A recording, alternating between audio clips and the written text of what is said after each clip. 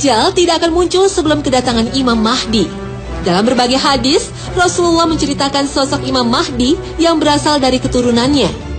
Bila tidak tersisa dari dunia kecuali 1 hari, tentu Allah akan panjangkan hari tersebut sehingga Allah utus padanya seorang lelaki dariku atau dari keluargaku. Namanya seperti namaku dan nama ayahnya seperti nama ayahku. Ia memenuhi bumi dengan keadilan. Sesuai dengan sabda Rasulullah, maka Imam Mahdi bernama Muhammad atau Ahmad dengan ayah bernama Abdullah. Sifat fisik Imam Mahdi seperti hadis yang diriwayatkan Abu Daud. Tersingkap rambutnya dari arah kepala bagian depan atau dahinya lebar.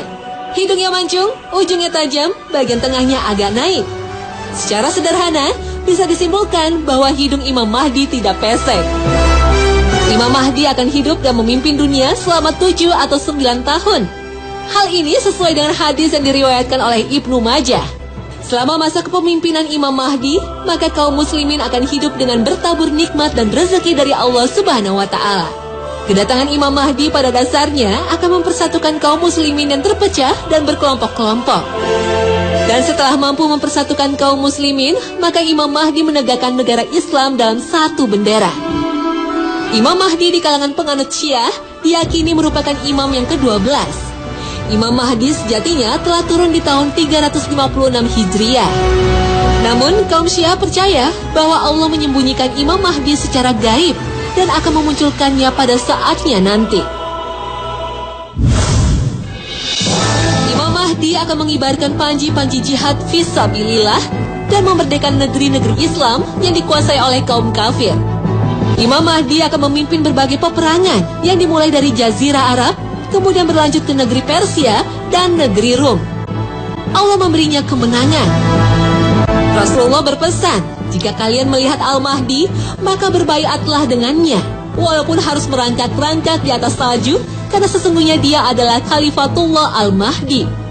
Al-Mahdi didukung oleh Taifah Mansurah. Mereka adalah pasukan Islam yang berpegang teguh pada Al-Quran dan Sunnah Rasulullah sebagaimana generasi awal umat Islam. Pasukan pembela Al-Mahdi ini disebut Asyaburayati Su'ud. Mereka memegang panji-panji hitam seperti bendera hitam yang dibawa pasukan Rasulullah. Dalam sebuah hadis disebutkan akan keluar suatu kaum dari arah timur. Mereka akan memudahkan kekuasaan bagi Al-Mahdi. Dalam hadis lain disebutkan dari Khurasan akan keluar beberapa bendera hitam. Tak sesuatu pun bisa menahannya sampai akhirnya bendera-bendera itu ditegakkan di Baitul Maqdis. Asyaburayati Su'ud muncul saat kematian Raja Saudi yang kemudian dilanjutkan dengan pertikaian 3 putra khalifah untuk memperebutkan Ka'bah. Seorang analisis politik Timur Tengah, Tony Carter, menilai pemerintah Arab Saudi kini tengah berada dalam perpecahan. Sepeninggal Raja Fahd, kekuasaan Arab Saudi terpecah pada 4 orang pangeran.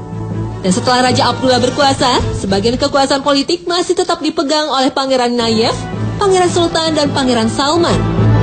Diperkirakan setelah Raja Abdullah wafat, perseteruan antara 3 pangeran Arab akan makin memuncak. Apakah skenario ini persis seperti sabda Rasulullah? Akan berperang 3 orang di sisi perbendaharaanmu, mereka adalah putra khalifah. Tetapi tak seorang pun di antara mereka yang berhasil menguasainya. Kemudian muncullah bendera-bendera hitam dari arah timur. Lantas mereka memerangi kamu dengan suatu peperangan yang belum pernah dialami oleh kaum sebelumnya. Maka jika kamu melihatnya, berbaiatlah walaupun dengan merangkak di atas salju, karena dia adalah Khalifah Allah, Al-Mahdi. Siapakah sesungguhnya kelompok pembela Al-Mahdi yang disebut Asyaburayati Su'ud ini? Ketika turun surat Muhammad ayat 38, yang mengabarkan bahwa bangsa Arab suatu saat akan berpaling dari Rasulullah.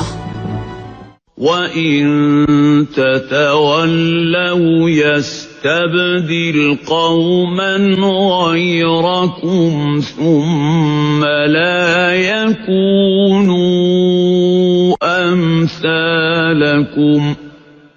Para sahabat saat itu bertanya kepada Rasulullah, jika kita berpaling, siapakah yang akan menggantikan tempat kita? Nabi meletakkan tangannya yang penuh berkah ke atas bahu Salman Al-Farisi dan bersabda, dia dan kaumnya yang akan menggantikanmu. Demi zat yang jiwa berada dalam genggamannya, jika agama ini bertaburan di Suraya, maka sebagian dari orang Persia akan mencarinya dan memegangnya.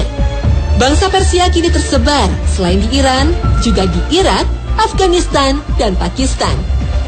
Dalam hadis lain, Rasulullah menyebutnya sebagai Bani Ishaq, keturunan Ish, putra Nabi Ishaq, keturunan dari Nabi Ibrahim alaihissalam. Mereka lah yang akan menggantikan penduduk asli Madinah yang menjadi pendukung Al-Mahdi. Mereka lah yang disebut oleh Nabi akan bertempur dengan bangsa Rum dalam peperangan yang dahsyat dan memenangkannya. Sebagian para ulama menilai kelompok Taliban di Afghanistan yang saat ini ditakuti oleh pasukan Amerika Serikat menjadi cikal bakal kelompok pendukung Al-Mahdi. Meskipun kaum muslim fundamentalis ini sering dirusak citranya oleh media barat, namun karakter dan kehidupan mereka dianggap lebih cocok sebagai kaum militan yang teguh menegakkan ajaran Islam secara utuh. Mereka juga memiliki keahlian tempur yang hebat sebagai bekal menjadi pasukan Al-Mahdi. Pandangan ini belum tentu benar, tapi belum tentu salah juga. Hanya Allah yang Maha tahu siapakah sesungguhnya kaum yang paling berhak menjadi pembela Al-Mahdi. Wallahu a'lam.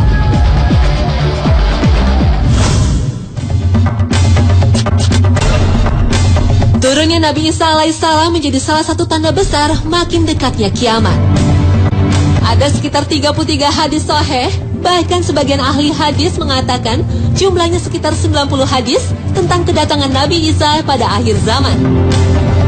Dalam sebuah hadis, Nabi Isa akan turun di Menara Putih di Damaskus. Dalam hadis lain disebutkan, ia mengenakan 2 potong baju yang dicelup Ja'faron dan Waros dengan meletakkan kedua telapak tangan di atas sayap-sayap 2 malaikat. Jika ia menundukkan kepalanya akan menetes. Jika dia mengangkatnya, turunlah air seperti mutiara. Maka tidak ada seorang kafir pun yang mencium aroma nafasnya, kecuali dia pasti mati dan nafasnya tercium dari jarak sejauh pandangannya. Saat turun, Nabi Isa ikut mendirikan salat bersama Imam Mahdi. Imam Mahdi kemudian berkata, "Majulah wahai Rasulullah, jadilah imam." Nabi Isa menjawab, "Tidak di antara kalian ada pemimpin yang telah dimuliakan oleh Allah dalam umat ini." Nabi Isa turun ke bumi tidak membawa syariat baru, tapi melanjutkan syariat Nabi Muhammad untuk menegakkan agama tauhid dan meluruskan kaumnya yang menyembahnya sebagai Tuhan. Nabi Isa bersama pasukan Al-Mahdi berhasil menaklukkan Roma, kemudian membunuh babi dan memecah salib. Sejak itulah umat Nasrani berbondong-bondong memeluk agama Islam, kecuali kaum Yahudi. Pasukan Islam di bawah kepemimpinan Al-Mahdi dan Nabi Isa kemudian memerangi bangsa Yahudi. Inilah tanda-tanda kiamat yang paling besar, sebagaimana sabda Rasulullah. Tidak akan terjadi hari kiamat sehingga kaum muslimin memerangi bangsa Yahudi, sampai-sampai Yahudi berlindung di balik batu dan pohon. Lalu batu dan pohon tadi akan berbicara, "Wahai orang Islam, hai hamba Allah, di belakangku ada orang-orang Yahudi. Kemarilah, bunuhlah ia, kecuali pohon Gorkot, sebab ia itu sungguh pohonnya Yahudi." Bangsa Yahudi dipimpin Dajjal akan melakukan perlawanan. Inilah perang terbesar pada akhir zaman. Dajjal bersama pasukan Yahudi akhirnya berhasil dikalahkan. Dalam sebuah riwayat, saat Dajjal melarikan diri, dihadang oleh Nabi Isa alaihissalam. Badannya mendadak meleleh seperti lilin terkena api. Maka musnahlah Dajjal yang hidup di muka bumi lebih dari 4.000 tahun. Setelah itu, dunia akan diliputi keamanan dan kedamaian. Nabi Isa akan hidup di bumi selama 24 tahun menegakkan keadilan dan kedamaian. Dalam hadis lain disebut selama 40 tahun. Nabi Isa kemudian wafat dan dimakamkan di samping makam Rasulullah. Saat ini, makam untuk Nabi Isa yang berada di Masjid Nabawi sudah disiapkan untuk menyambut Nabiullah ini.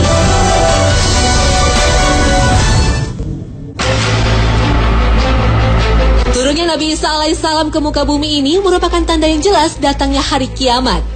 Allah berfirman dalam surat Az-Zukhruf, وَإِنَّهُ لَعِلْمٌ لِلسَّاعَةِ فَلَا تَمْتَرُنَّ بِهَا وَاتَّبِعُونِ هَذَا صِرَاطٌ مُسْتَقِيمٌ. Dan sesungguhnya Isa itu benar-benar adalah tanda bagi hari kiamat. Karena itu, janganlah kamu ragu-ragu tentang kiamat itu dan ikutilah aku. Inilah jalan yang lurus.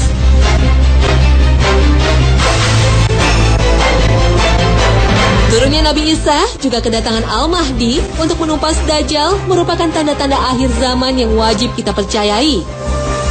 Maha benar Allah dengan segala firman-Nya.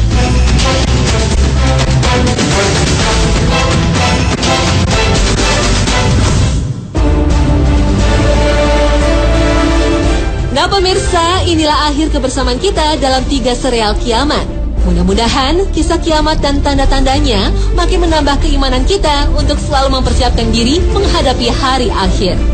Terima kasih atas perhatian Anda dan jangan lupa untuk terus menyaksikan Hasanah yang akan menyajikan berbagai tema yang lebih menarik. Wassalamualaikum warahmatullahi wabarakatuh.